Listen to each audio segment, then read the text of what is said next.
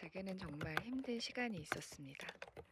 제가 가장 소중히 여겼던 사람들과의 관계에 변화가 있었거든요.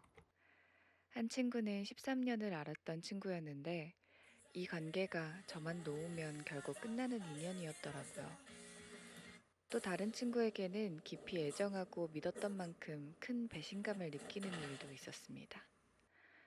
분명 아무렇지 않게 잘 마무리했다고 생각했는데 이상하게도 평소 좋아하던 일도 손에 잡히지 않고 하루하루가 그저 흘러만 가는 것 같았습니다.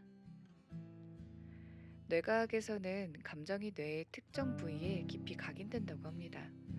특히 인간관계에서 생겨난 아픔은 신체적 고통과 유사한 방식으로 뇌에서 처리되죠.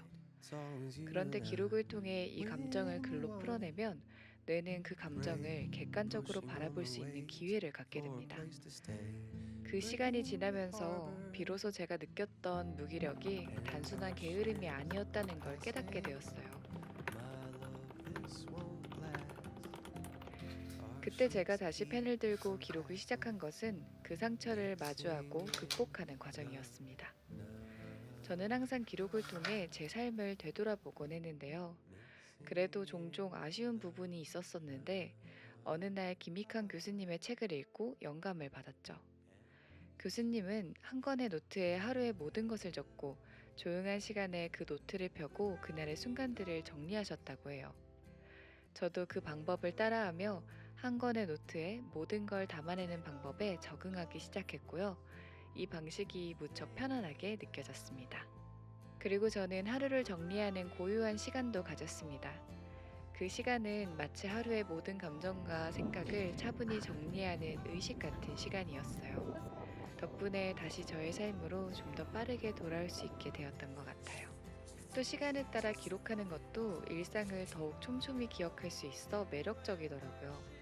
하루의 흐름을 시간별로 적어 내려가다 보면 내가 어떤 순간에 무엇을 느꼈는지, 어떤 선택을 했는지가 자연스럽게 드러나죠. 예전에는 그저 예쁘게 꾸미는 것에 신경을 썼다면 이제는 기록 그 자체에 그 안에 담긴 생각과 감정에 더 집중하게 되었습니다. 다만 모든 걸 한 권에 담다 보니 때로는 생각들이 서로 엉켜버리는 것 같았어요. 그래서 새로운 방식을 시도해 봤습니다.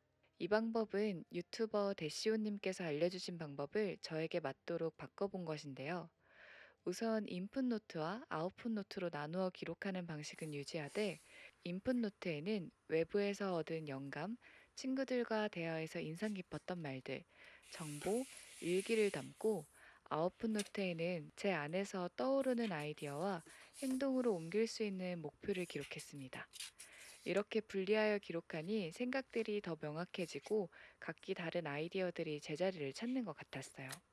현재 제가 정착한 다이어리를 소개해보자면 노트 커버는 올라이트의 가죽 커버를 사용하고 있고 노트는 아날로그 키퍼의 B6 노트에 사용을 하고 있어요. 저는 무지 노트보다는 이렇게 잔잔하게 무늬이 있는 게 별거 아닌 글을 적더라도 밀도를 높여주는 것 같아 보이더라고요. 여기에 타임 테이블을 적을 땐 스티커를 활용하거나 메모지, 마스킹 테이프를 활용하고 있습니다. 이런 방법들은 마치 정원의 나무와 꽃을 심듯이 제 생각과 감정을 정리하는 데 큰 도움이 되었어요. 다이어리에 하루의 일과를 기록하고 그날의 감정을 되돌아보는 시간은 저에게 꼭 필요한 나만의 시간이 되었습니다.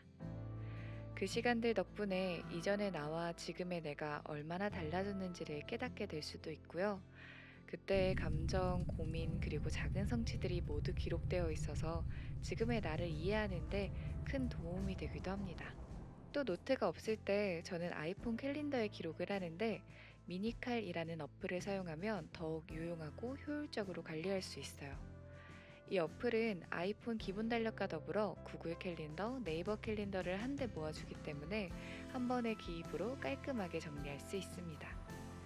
하루의 일정이 끝나면 어플을 통해 모든 기록을 확인하고 노트에 옮겨 적으며 기억하고 제 하루를 더욱 입체적으로 느낄 수 있는 순간을 보냅니다.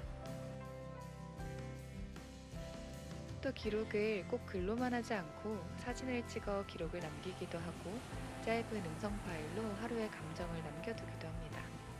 이렇게 다양한 방법을 활용하면 기록이 더욱 재미있고 지속 가능해져요. 8월의 힘든 시간 속에서 기록은 제게 큰 위로가 되었어요. 상처를 치유하고 다시금 본래의 저를 찾도록 도와주었습니다. 여러분은 어떤 방식으로 자신을 돌아보고 계신가요? 여러분만의 기록 방법이 있다면 댓글로 공유해주세요. 기록이 우리 삶에 얼마나 중요한지 함께 이야기 나눠봤으면 좋겠습니다. 오늘의 이야기는 여기까지입니다. 구독과 알림 설정 잊지 마시고 다음번에 또 뵙겠습니다. 안녕.